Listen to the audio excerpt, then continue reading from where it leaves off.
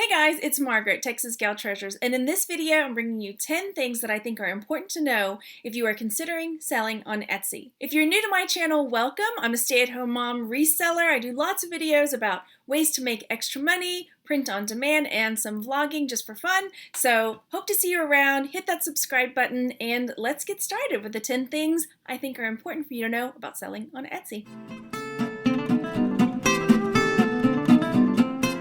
I think there's still a lot of misconceptions out there about what you can sell and what you can do on Etsy.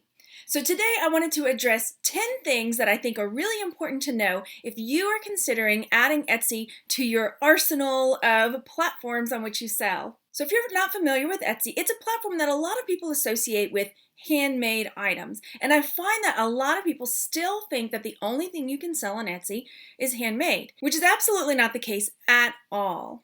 But the first and most important thing that I want you to know is that right now there's an offer going on through Etsy that you can get 40 free listings so you can try it out without any risk at all. So I'm going to put the link down in the description box below that if you click through it, you can get 40 free listings on Etsy to try it out. You get 40 free and then I get 40 free too for just letting Etsy know that I'm the one that sent you. So starting for free, that's awesome. Okay, so what is allowed? Not just crafts. I know this may be the image that a lot of people have about Etsy sellers. Hi guys, it's Margaret, and today I'm selling these really awesome crocheted coasters that I made from sweaters that I took apart from the thrift store. They're only $12.99 each. I know that might be the image that a lot of people have of sellers on Etsy, but let me assure you that that's not at all the case. So some of the things that you can sell on Etsy are handmade items. They are items that if you list it as handmade, it has to be something that you or someone in your shop has made.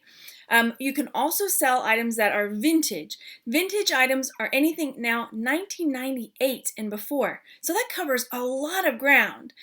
So frequently I cross-post my items on eBay and Etsy when I'm able to because they are vintage. So another thing that you can sell on Etsy are supplies, and supplies covers a huge amount of inventory. These can be anything that you would use to make something else, tools or buttons or fabric, even if the fabric is current fabric or broken jewelry. I mean, just it covers anything, paper, wrapping paper. It is immense, the amount of things that you can sell. And then also, I know some people who they do a lot of private label, and so they private label items that can be used as a supply, say for needlepoint. So they've found a really good supplier to have needlepoint supplies that they sell as their own label, private labeled. So that's a whole nother way that you can go about it if you are more of an Amazon private label type seller. And then another area that not a lot of people know about is the digital download side of Etsy. You can upload digital downloads for people to buy. And basically, if you're a merch seller like I am on Amazon, the shirts or print on demand, that type of thing, you can also upload those designs onto Etsy. So this might be prints that people can print off onto their own paper. If you go onto Etsy and do a search for digital downloads, you will see there is a whole world of sellers that are selling digital downloads. Within those digital downloads, we're looking at everything from prints to hang on the wall, greeting cards, scrapbook supplies, party favors or party decorations, banners. I mean, the list goes on and on. Anything that you could upload as an original design or artwork that somebody else might download to use in their project or to decorate their home or send as a greeting card, Christmas card, whatever. So that is another area that is available on Etsy, and that's almost seamless because they just print and download and you don't have to do anything. So it's really nice. The third thing I think that it's really important for new Etsy sellers to know, especially if you're coming from the eBay background, is that there's no store fees. So where eBay has their different store levels, there's nothing like that on Etsy. On Etsy, it is just a flat 20 cents per item listing fee that is renewed. You renew every 4 months. And then at the end, there's about a 3.5% final sales fee. And this is way lower than eBay's if you're an eBay seller, which is another reason I just love selling on Etsy. Etsy. You get to keep a lot more of the profit. The fourth thing that I think is intimidating to a lot of people when it comes to setting up an Etsy store is all of the information they want about a backstory. And this is something that, while I think it's important, I don't think it's something that has to be done immediately when you set up your store. So when I set up my Etsy store, and I've changed my description, I've changed my story, I've changed a lot of things in that to reflect the changes in my shop. So I wouldn't let that deter you from setting up an Etsy store because there are things that maybe I would just, when I first set it up, just write a sentence just to get that blank filled in, and then come back later when you have time to kind of flesh it out. It's important to some buyers to have a little bit of a backstory. I mean, I think mine has to do with I wanted to be Indiana Jones when I was growing up, and I love hunting for buried treasure, that kind of thing. So just a little bit of a blurb about your backstory can go a long way. But again, I would not let that deter you from at least getting the ball rolling on setting up your Etsy store. It seems like a lot, but it's always something you can go back and fill in little by little as time goes by. Another thing that people talk a lot about with Etsy is the social media aspect of it. And while I think this is true for Etsy, that it helps to have a social media background and do a little bit of promoting of your items through social media, I don't necessarily find it is more so for me than it is on eBay. I mean, I do probably just as much for eBay as I do for Etsy as far as social media goes.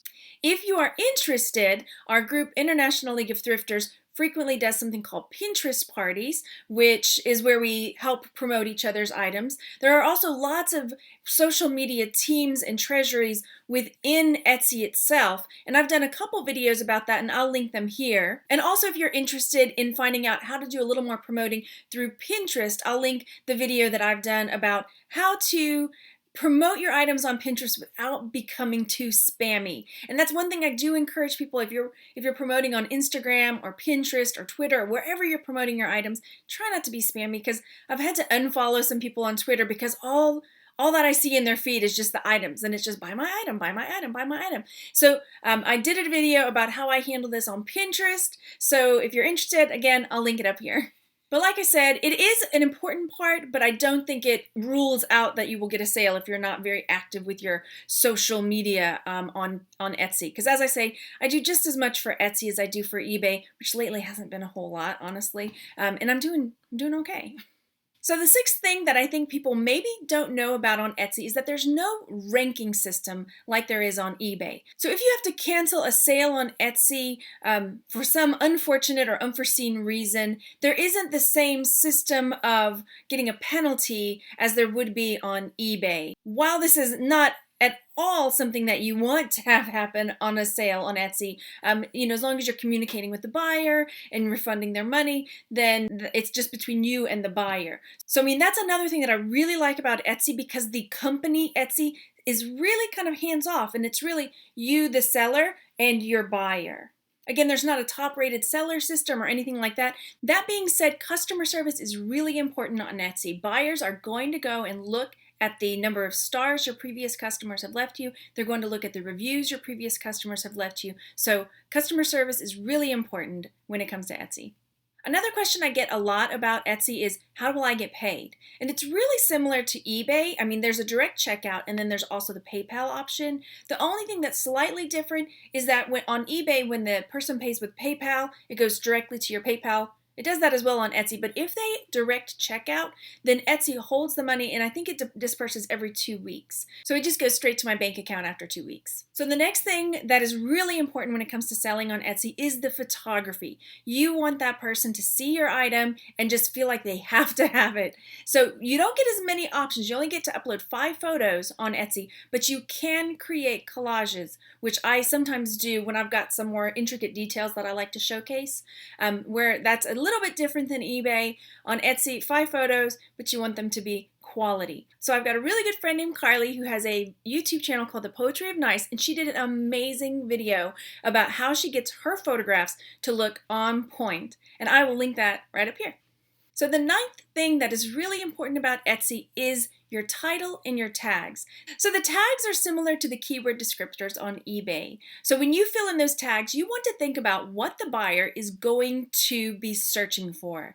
And once you get to filling those in, if you get stuck, you can always go open a search in Etsy, type in your item, find similars, and then take a look at the titles and the tags that that seller has used to get more ideas about ways to improve your search and get your item seen by more buyers. And the 10th thing that I think is really important that a lot of people become intimidated by is the whole idea that your packaging for Etsy has to be just phenomenal. While it is important to have a good presentation with your packaging for Etsy, I don't think it has to be overwhelming. The packaging I do for my eBay and my Etsy is exactly the same. I don't use ratty looking boxes. I package things nicely, bubble wrap, tissue paper. I'll put in a thank you card, and sometimes I'll have a little sticker on my tissue paper once I fold it over. But that's about it. I don't have really any fancy bags or anything like that. It's nice. It's nice to get that, but for me and my business model, I don't go over the top with my packaging. It's nice, it's professional, and my buyers seem to be happy with it. Let me know down in the comment section if you've got some things that you think are important for people to know about selling on Etsy. And take a look down in the comment section, you guys, because a lot of times there are really great conversations going on, and I learn a lot from the comments that you guys leave. I hope that this video helps you overcome any kind of misgivings you might have about selling on Etsy, and you will go get those 40 free listings and give it a try for yourself. Thanks a lot, guys. Bye. The tags are similar to the keyword descriptors here, and I'll link them here. I always get it backwards. I don't remember what the 10th thing was.